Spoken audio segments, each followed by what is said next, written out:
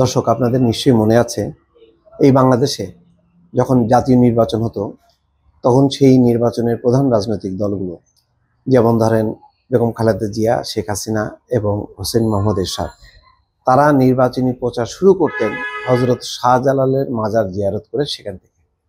অর্থাৎ একটা ধর্মীয় মূল্যবোধ বা আশীর্বাদ নিয়ে তারা শুরু করতেন। সেই মাজারে এখন হামলা, দফায় দফায় হামলা হয়েছে বিগত 5 মাসে। অন্তর্বর্তী সরকার আসার পর এই হামলার ঘটনাগুলো বেশ শানিত হয়েছে বা বেগবান হয়েছে, অসংখ্য হামলা হয়েছে। তবে সরকার এগুলি লুকোচ্ছে না, মানে ধামাচাপা দেওয়ার চেষ্টা করছে না। প্রেস উইং বরং এই তথ্যগুলো সামনে আনছে।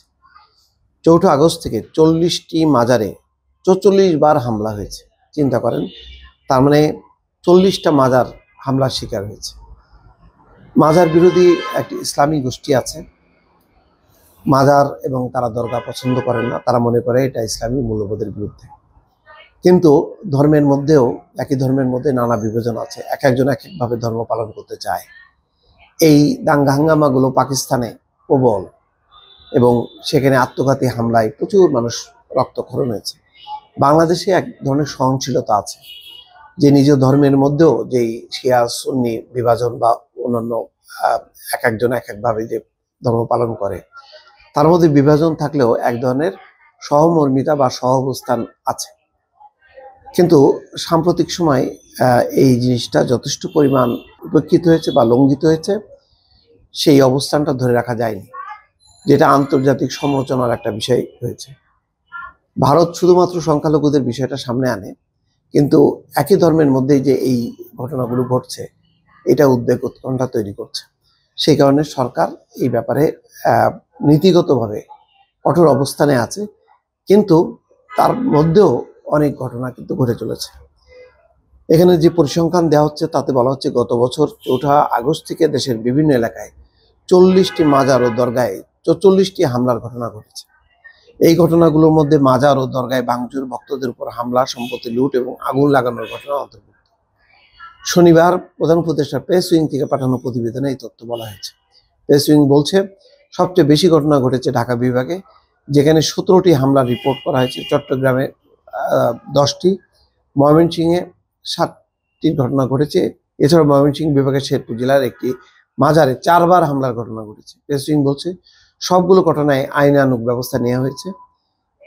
15টি নিয়মিত মামলা এবং 29টি জিডি থানায় দায়ের করা হয়েছে। এই পর্যন্ত 23 জন অভিযুক্ত হয়েছে। 2টি নিয়মিত মামলায় চার্জশিট আদালতে দাখিল করা হয়েছে। 13টি নিয়মিত মামলা এবং 29টি জিডির তদন্ত চলমান রয়েছে। প্রতিবেদনে বলা হচ্ছে, মাজার ও দরগাগুলোর নিরাপত্তা নিশ্চিত করতে পুলিশ সহ সব ধরনের প্রয়োজনীয় ব্যবস্থা নেওয়া হয়েছে। ক্ষতিগ্রস্ত ব্যক্তিদের পুলিশে অভিযোগ দায়ের করার জন্য অনুরোধ করা হয়েছে।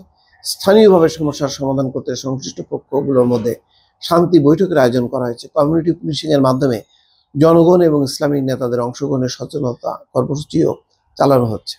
এখানে নিশ্চয়ই কোনো রাজনৈতিক পক্ষ বা ধর্মীয় পক্ষ জড়িত, সেগুলোকে চিহ্নিত করা দরকার, তাদেরকে আলোচনা করা দরকার। তারা যদি এই উস্কানিগুলো চলতে থাকে, তাদের বিরুদ্ধে ব্যবস্থা নেওয়া খুব জরুরি।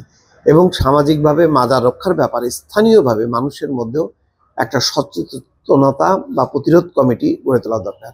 তাহলে এই মাজারগুলো সাধারণত এখানে যারা আসে খুব নিরীহ গোছের মানুষজন আসে, উগ্র প্রকৃতির না, তারাই হামলার শিকার হচ্ছে। এমন হয়নি যে যারা যে শুধু মাজার বা দরগা শরীফের লোকজন পাল্টা কোনো হামলা করেছে বা প্রতিরোধ করেছে।